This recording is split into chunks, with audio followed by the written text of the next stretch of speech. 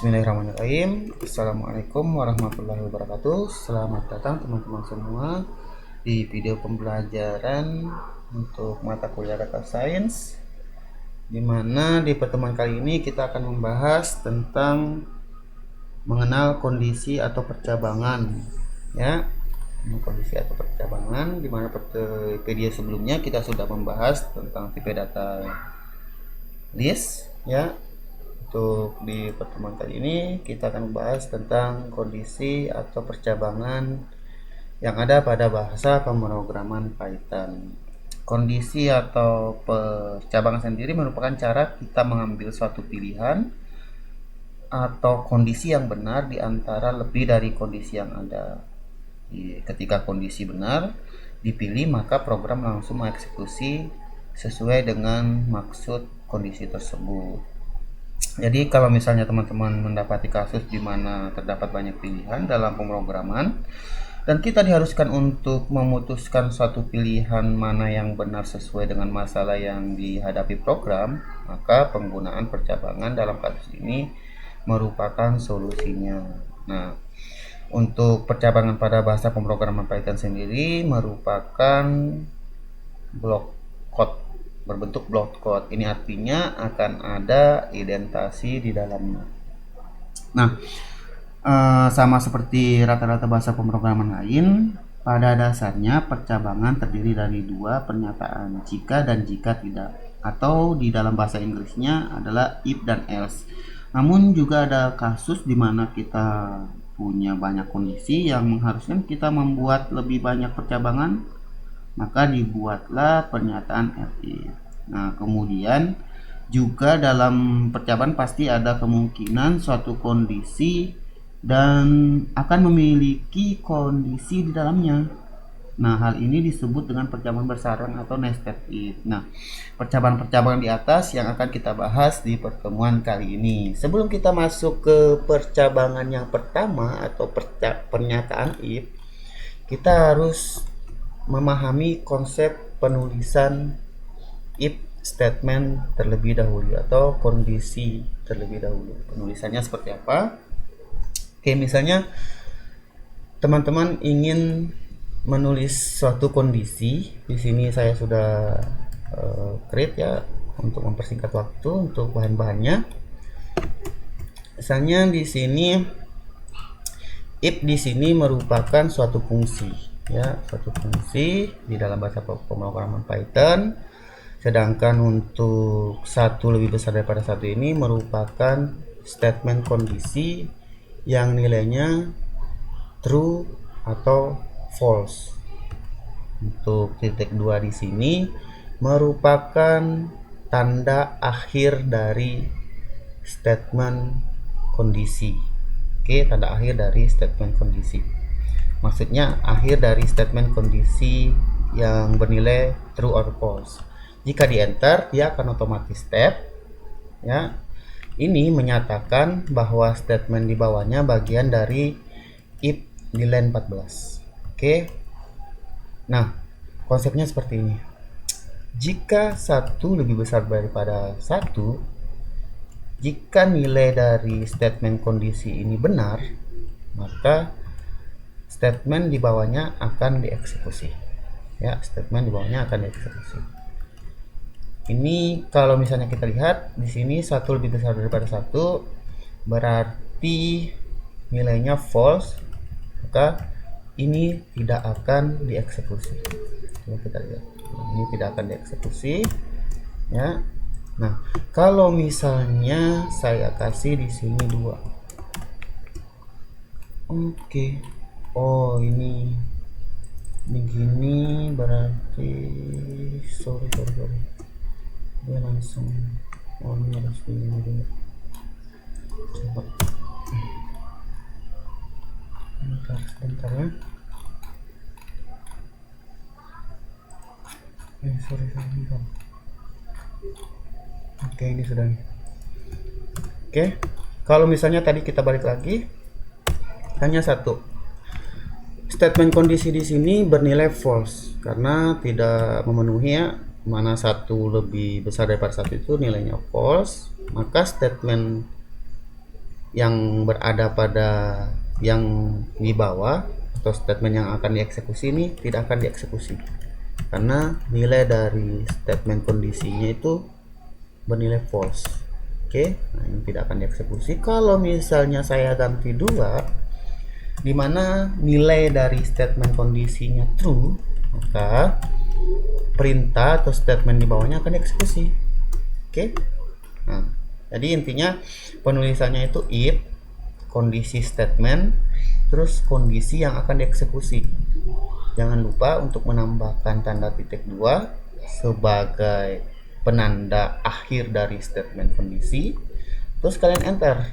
Nah, ini akan otomatis tab menandakan bahwa statement di bawah ini merupakan bagian dari statement if di line 14. Kalau misalnya teman-teman tidak, dia kan ngetab ya, misalnya ngetab seperti ini.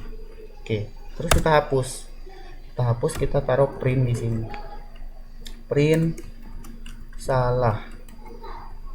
Oke, print salah, sorry ini kita gini salah, baru ini kita hapus. Oke, ini akan error, karena yang benar itu seperti ini. Oke, kalau misalnya seperti ini akan error. Jadi yang benar itu ikuti, di enter, maka ditulis di sini ya. Seperti ini. Intinya itu ini statement ini merupakan bagian dari statement if di line 14. Seperti itu. Kalau misalnya tanda titik 2-nya dihapus, ini juga akan error ya. Jadi konsepnya itu penulisannya seperti ini teman-teman. Nah, selain menggunakan tipe data integer, kita juga bisa menambahkan variabel. Misalnya variabelnya seperti ini teman-teman. X di sini nilainya 2. Misalnya X lebih besar daripada 2. Nah, ini kan nilainya true ya.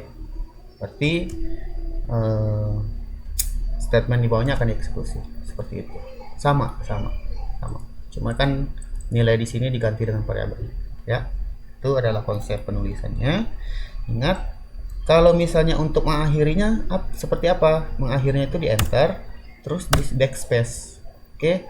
Kalau di bahasa pemrograman CPP itu menggunakan hampir sama sih. Jadi ada kondisi terus statement di bawahnya, terus buka kurung untuk awal dari statement. Pokoknya ribet. Kalau di Python itu hanya seperti ini untuk menyatakan suatu kondisi. Jadi Python itu gampang. Oke, ini adalah akhir. Kalau misalnya akhirnya kita tambahkan misalnya print. Ini print ya, print. Ini adalah akhir gitu ya. Ini akhir. Nah, kalau misalnya ini saya kasih nilainya 1. Ini kan nilainya false ya, berarti ini tidak akan dieksekusi. Berarti ini akan langsung di print gitu ya. Ini adalah akan langsung di print. Berarti artinya kalau di backspace ya, sejajar dengan if, ini script di line 18 ini bukan bagian dari statement if di line 14. Oke, seperti itu konsep penulisannya teman-teman ya. Untuk berikutnya kita masuk ke pernyataan yang pertama, yaitu pernyataan if. Seperti yang saya jelaskan, pernyataan if itu seperti yang saya jelaskan di materi sebelumnya, di mana pernyataan if itu akan dikerjakan apabila nilai statement kondisinya itu bernilai true atau benar. Nah, di sini saya memiliki suatu variabel angka yang akan diinput oleh user, di mana bertipe data integer ya. Jika angka dimoduluskan 2 sama dengan 0, artinya misalnya angkanya saya masukkan 2, dimoduluskan 2 ya, sisa bagi 2, berarti kan hasilnya nanti ini kan 0 sama dengan 0, maka print ini ya, angka ini diambil nilai dan dimasukkan dari variabel angka ini ya. Berarti nanti kalau misalnya saya memasukkan 2, 4, 6, 8, pokoknya hasilnya yang dimoduluskan itu hasil modulusnya 0, maka dia akan true ya. Kalau misalnya saya 1, dia tidak akan dieksekusi, misalnya kayak gini. Misalnya saya masukin 6. Ini kan kalau misalnya 6 dimoduluskan 2, dia akan habis, berarti 0. Apakah 0 sebanding dengan 0? Ya benar, berarti nilai statement dari kondisi di line 6 ini bernilai true, maka akan dieksekusi. Sorry, memang ini. Oke, kita gini aja nih. Ini kayaknya saya gini aja. Oke, misalnya tadi mas,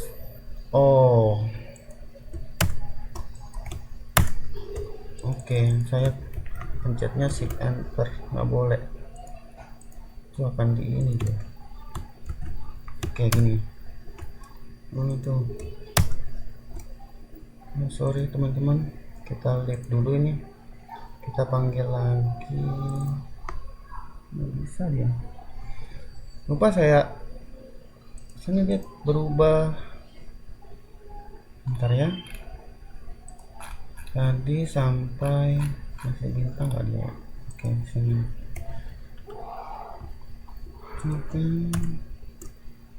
kok dia ini ya, coba di run, so error dia nih, insert, berarti kita coba stop, dropping. Oke, tadi sampai sini. Nah kalau misalnya saya masukkan 6, nah 6 adalah bilangan genap, karena kalau misalnya 6 dimoduluskan 2 itu hasilnya 0, 0 sebanding dengan 0, berarti nilainya true, maka akan dieksekusi. Kalau misalnya saya masukkan di sini 1, 5, nah ini kan nanti ketika dimoduluskan 2 hasilnya ada ya, sisanya ada, nah ini tidak akan dieksekusi ya. Oke, kita masuk ke berikutnya, ada pernyataan if. Oke, ini sudah. Kita masuk ke yang pertama, kombinasi. Di sini ada kombinasi operator aritmatika dan perbandingan.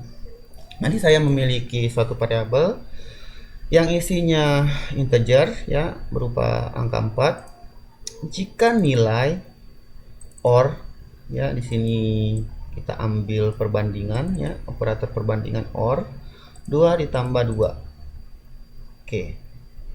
2 ditambah 2 print benar. Oke. Kayaknya kalau OR nggak seperti ini deh.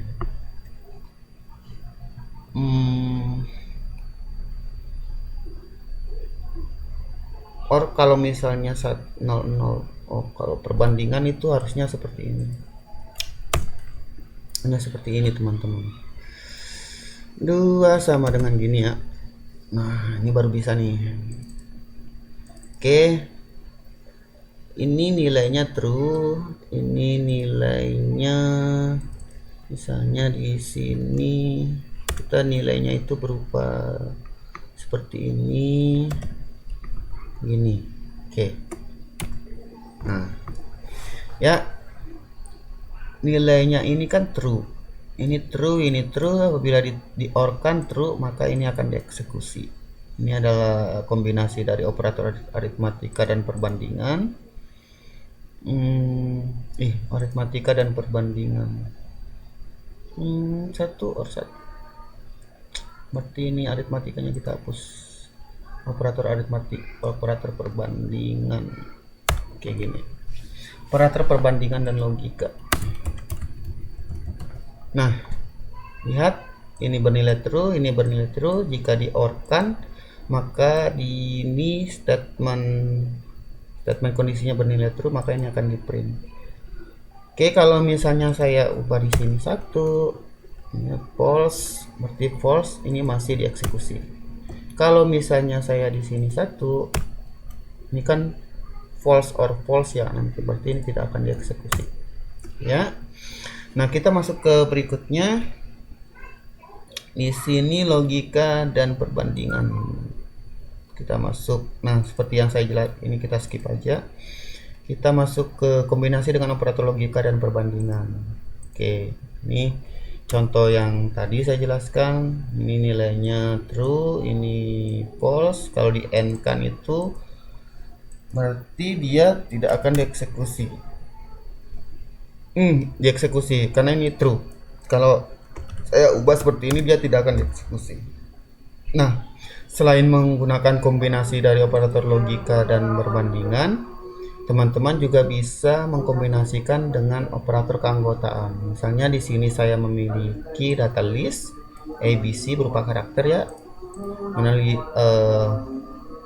Isinya itu ada ABC, terus dimana saya punya variabel baru di sini berupa karakter yang isinya A.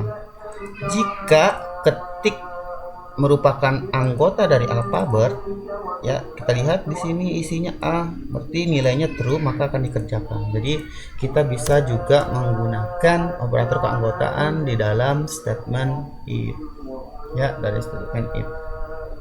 Kalau misalnya saya ubah di sini, saya ubah 1, 2 ini ya, terus di sini ang 3. Kalau misalnya di sini 4, nah ini tidak akan dieksekusi karena nilai dari statement kondisinya itu false ya, tidak akan dieksekusi. Kalau misalnya saya di sini mengubah isinya 1, dia akan dieksekusi ya. Kalau misalnya di sini saya menggunakan operator not in, not in, nah ini tidak akan dieksekusi ya karena nilainya false ya, ini nilai kondisinya false. Kalau misalnya saya ubah di sini 4, ini akan dieksekusi. Nah, selain menggunakan kombinasi operator keanggotaan, kita juga bisa menggunakan operator identitas. Ya, ingat, identitas itu membandingkan membandingkan isi memori, isi penyimpanan gitu ya. Oke, sini kita print coba. Di sini kita print sama dengan sebanyak 10 kali. Saya memiliki variabel X dan Y, isinya 2. Jika Y tempat menyimpan memorinya sama dengan X, berarti di sini kebetulan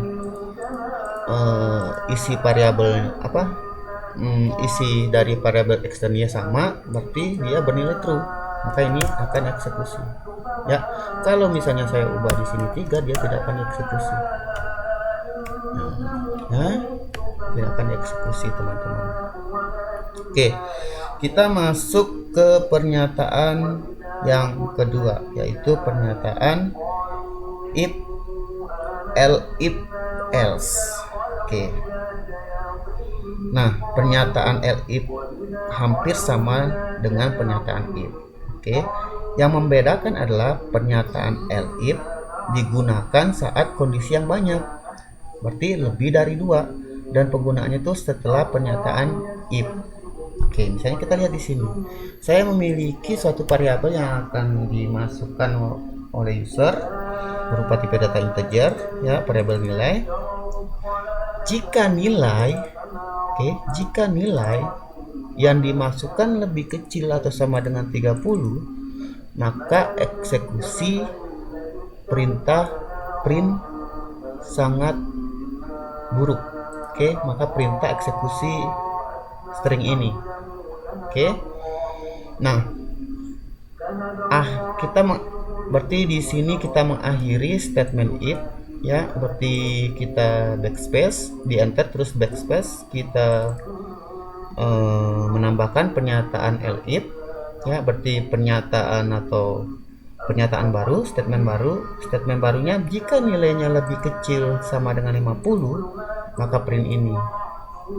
Jika nilai yang dimasukkan lebih kecil, maka print ini. Jika nilai yang dimasukkan lebih kecil, maka print ini. Jika print dan sebagainya, ya. Jadi misalnya kalau misalnya saya memasukkan 20, maka ingat di Python itu urutan eksekusinya per line. Jadi dari 2, 3, 4, 5 dan seterusnya. Kalau misalnya saya memasukkan 20, dia akan mengeksekusi line 4, 5 karena memenuhi, kondisinya itu memenuhi, ya. Maksudnya itu nilainya true, ya.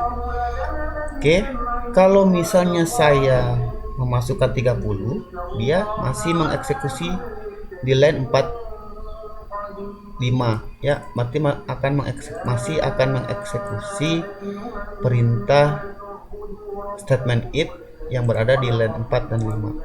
Nah, yang ini akan diabaikan. Ingat, ini akan diabaikan karena di statement yang pertama sudah memenuhi, kondisinya itu sudah bernilai true.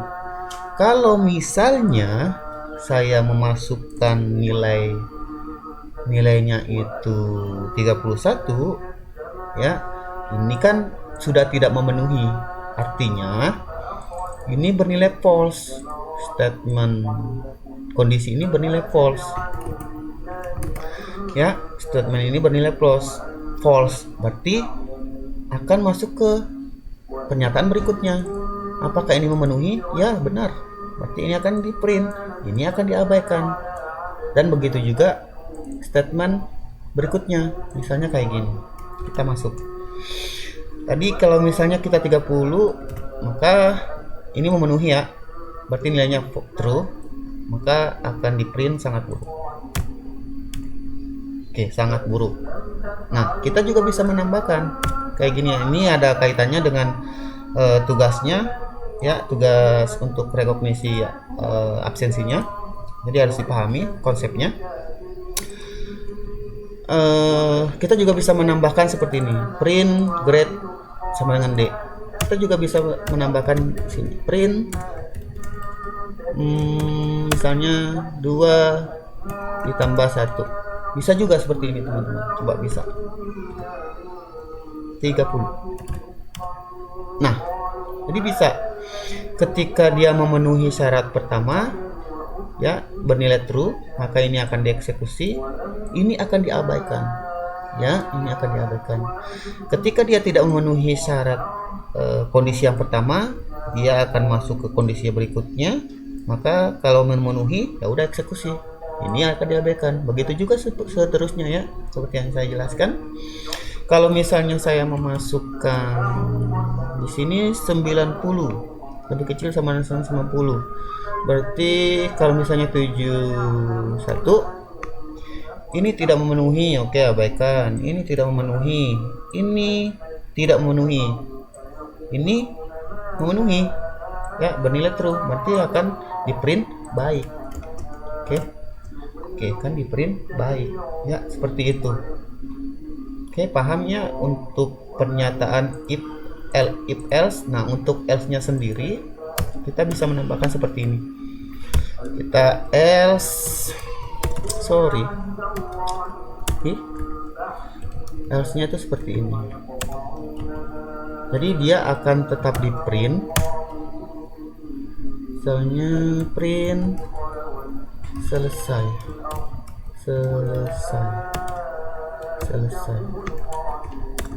nilai yang Anda masukkan salah.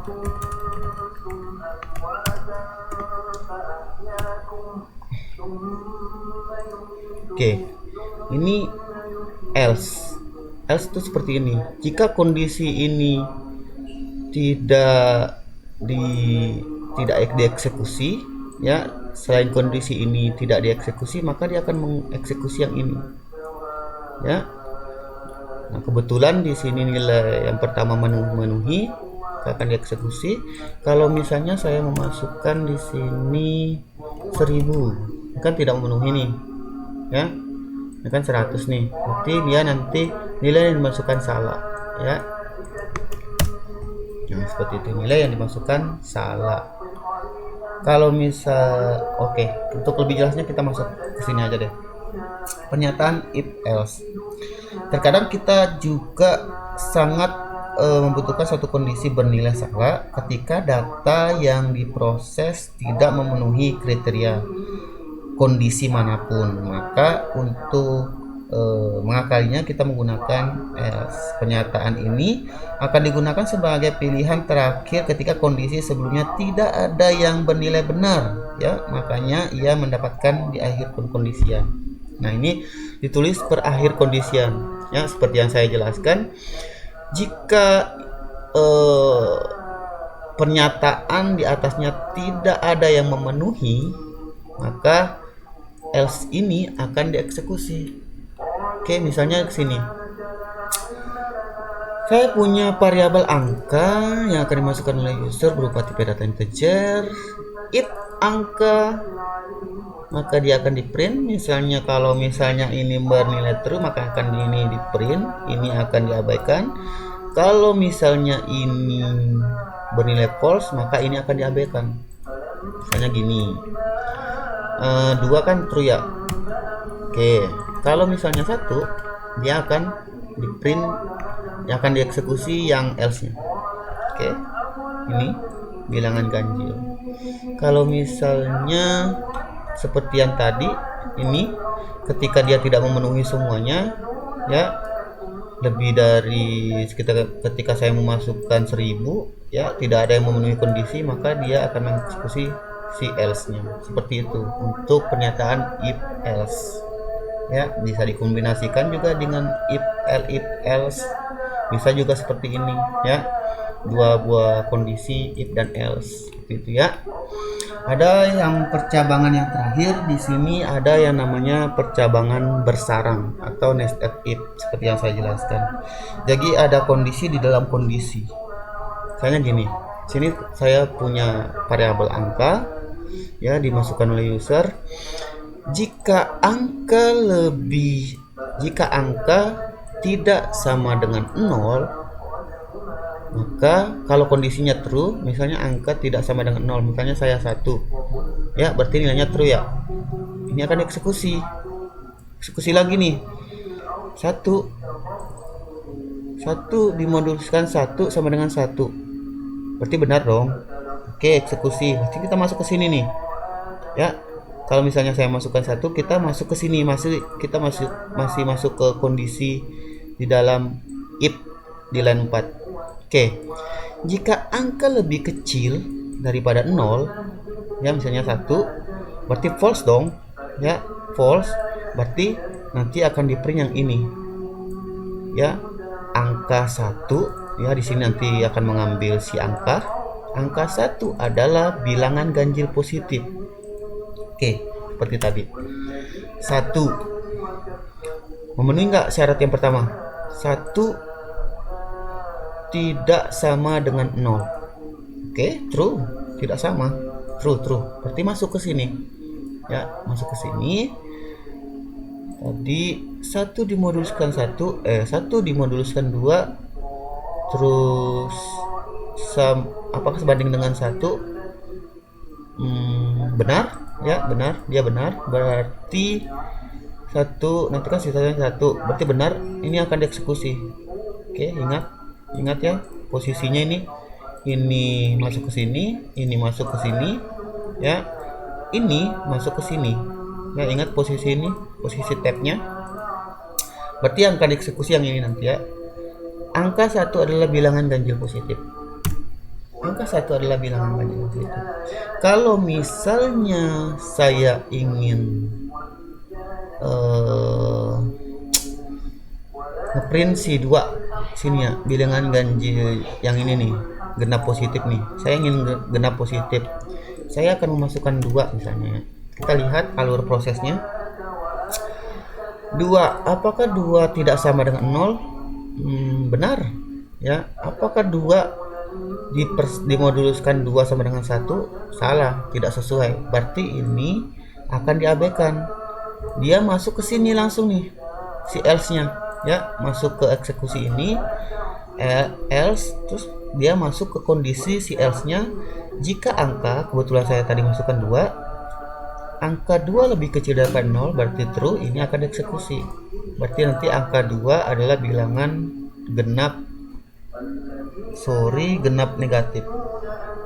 2 lebih kecil, oh ini salah, berarti ini tidak akan dieksekusi karena dia false ya, atau tidak memenuhi kondisi yang pertama, berarti else yang ini nih.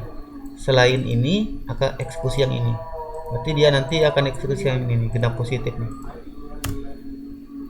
Oke, ini benar ya. Nah, kalau misalnya saya memasukkan 0 ya, sekarang kita masukkan 0.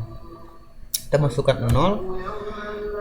Apakah 0 tidak sama dengan 0? Oke. Ini print. Tidak akan di print. Aduh, gini lagi dia.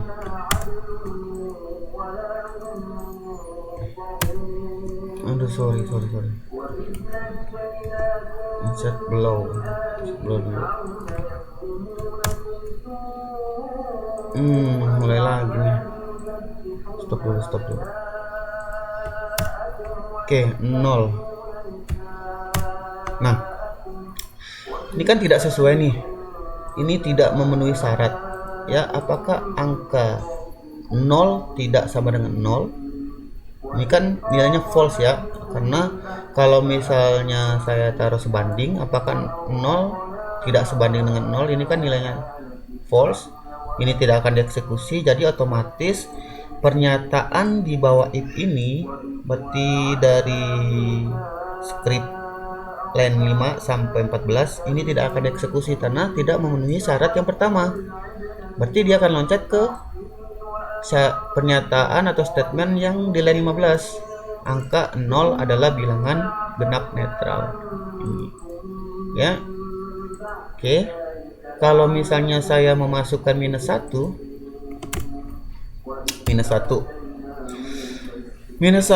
dia akan masuk if angka tidak sama dengan 0, ya benar. Berarti kita masuk ke sini. If dimoduliskan sama dengan 1, oke, benar. Ya, masuk di sini. Apakah lebih kecil? Oh ya, benar. Berarti dia masuknya ke sini nih. Ya, seperti itu logikanya teman-teman. Jadi statement ini berada pada bagian pernyataan if di line 4, sedangkan untuk statement ini masuk ke sini. Jadi ini akan bernilai benar, maka eksekusi if di line 5 dan bernilai benar, maka eksekusi ini. Kalau misalnya gimana ya, kalau ini benar maka ini eksekusi, S ini juga dieksekusi. Kalau misalnya nilainya kondisi ini tidak benar, maka ini akan dieksekusi. Kalau misalnya ininya lagi tidak benar, ini akan dieksekusi. Seperti itu. Kalau misalnya tidak memenuhi syarat dari awal, maka dia akan mengeksekusi yang di bawah ini. Gampangnya. Contohnya seperti ini. Contoh yang lainnya. Nilai saya punya nilai di sini. If nilai sama dengan 10, print nilai. Nilai sama dengan 20, nilainya sama. Oke, misalnya gini teman-teman. Contoh simpelnya nested if itu. Kalau misalnya nilainya sama dengan 10, nanti dia akan print ini, ya. Ini tidak di print. Ingat, ini tidak print karena dia tidak memenuhi syarat. Kalau misalnya ini bernilai 20, ini tidak akan di print semuanya. Berarti kita tambah else di bawahnya. Else, ini ya. Else print tidak ada yang memenuhi, ya. Tidak ada yang memenuhi. Oke. Misalnya kita masukkan 10. Kalau saya masukkan 10, ini memenuhi kondisi, berarti eksekusi ini, terus dia akan melihat lagi kondisinya. Berarti ini false. Ya, berarti ini false, ini tidak akan dieksekusi. Berarti yang akan dieksekusi nilai benar. Oke, nilai benar. Kalau misalnya ini saya ubah lebih kecil, nilai benar, kedua gitu ya. Berarti ini nanti akan dieksekusi, ini akan dieksekusi ya, karena ketika dia memenuhi ini akan eksekusi ini, dia lihat lagi pernyataan yang ini, oh dia memenuhi, udah eksekusi ya. Misalnya di sini 10. Nah, selain misalnya saya kasih 30 di sini, nah dia akan langsung ke sini ya. Kalau misalnya kita tambahkan elif lagi, elif nih, elif sama seperti tadi ya. Misalnya ini kita copy aja, ini kita sini, sorry, ini kita hapus dulu karena ini bukan bagian dari elif ini, elif ini bagian dari if ini ya.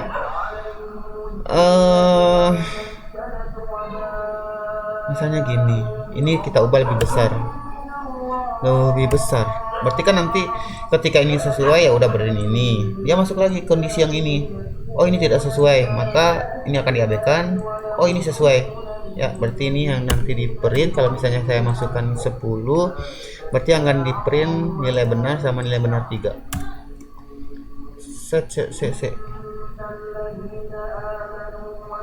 Line 5.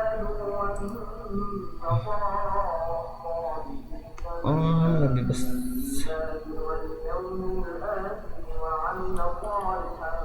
Benar kan ya? If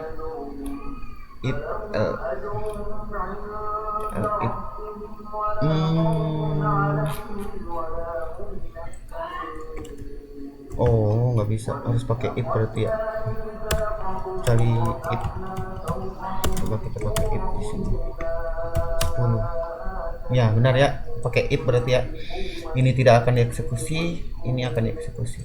Kalau untuk elif nya seperti ini penggunaannya. Oke, untuk nested if nya sama seperti ini ya, nested if nya ya, berarti tidak pakai elif, sorry saya salah, berarti if kayak gini ya.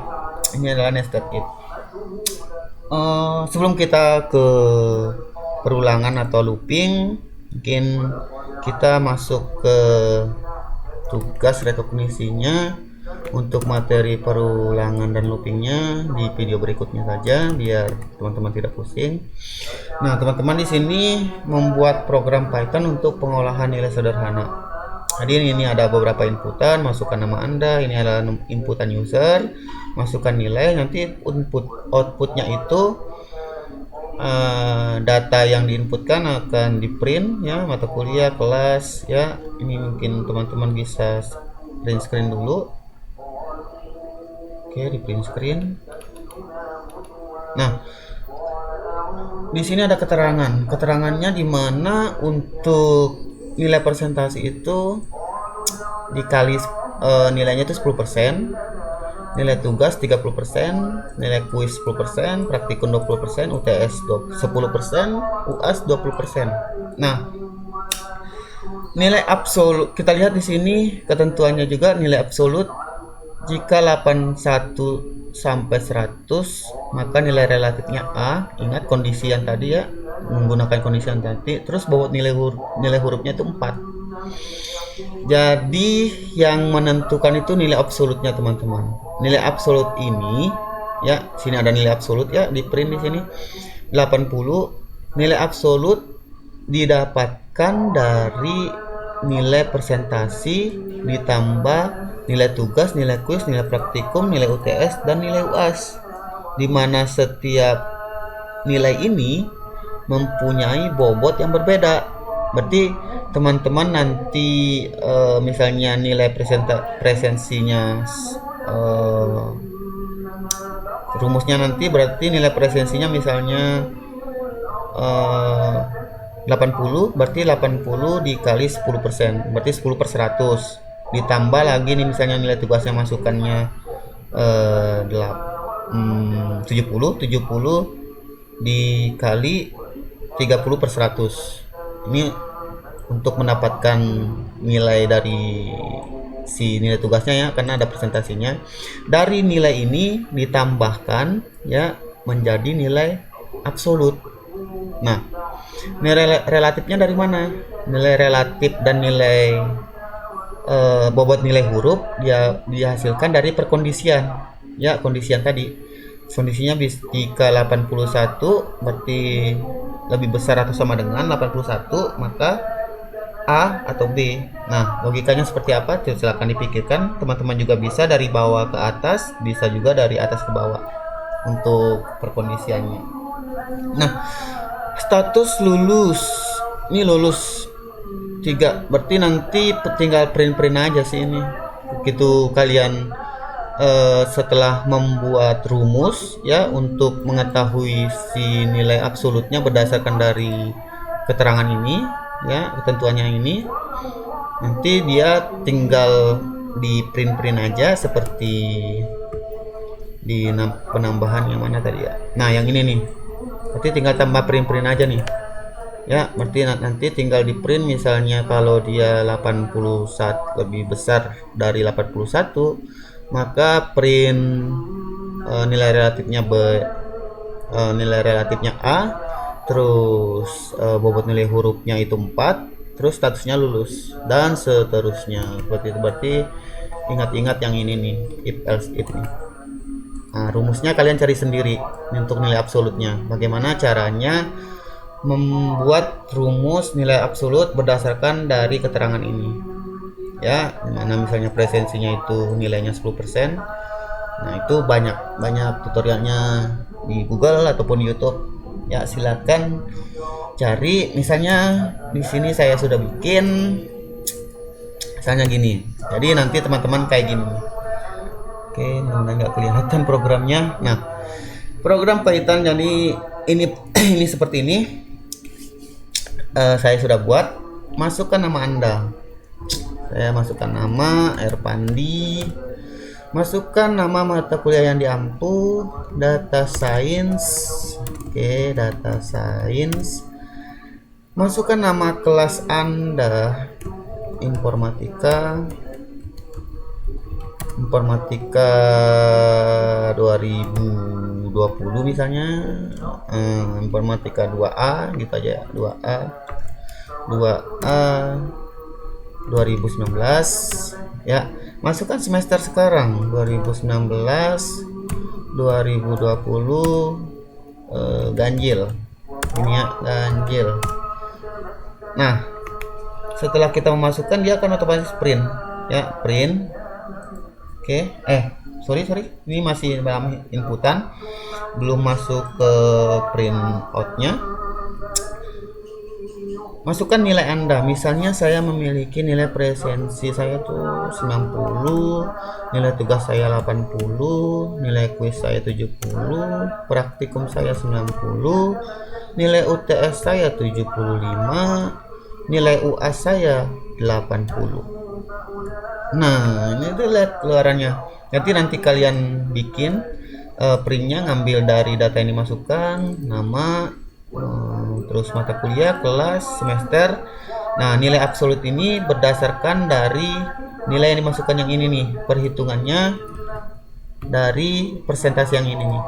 Oke, nanti absolut sama dengan kalau misalnya kalian bikin variabel untuk nilai presentasinya, nilai presentasi, berarti nilai presentasi dikali 10 per 100 ya, ditambah lagi sama bawah-bawahnya, nanti akan didapatkan nilai absolutnya 815 berdasarkan dari perhitungan yang ini.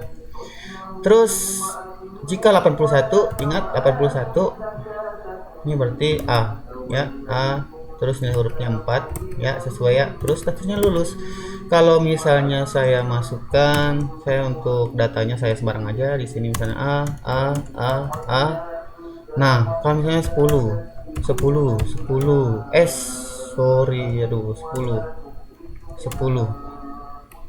melebihi itu kayaknya tuh 11. Nah, ini karena tadi ada 11 ya, tapi tetap aja karena presentasinya untuk kuis itu cuma 10%, jadi dia tetap dimana 19.1 itu dia masuknya ke sini, berarti terus nilainya hurufnya 0, berarti dia tidak lulus ya. Nah, ini adalah tugas rekognisi absennya, silakan di print screen. ya, di print screen. Oke, ini adalah contohnya, ininya seperti ini nanti kalian buatnya ya. Selamat mengerjakan, saya sudahi video kali ini. Wabillahi taufiq wal hidayah. Assalamualaikum warahmatullahi wabarakatuh.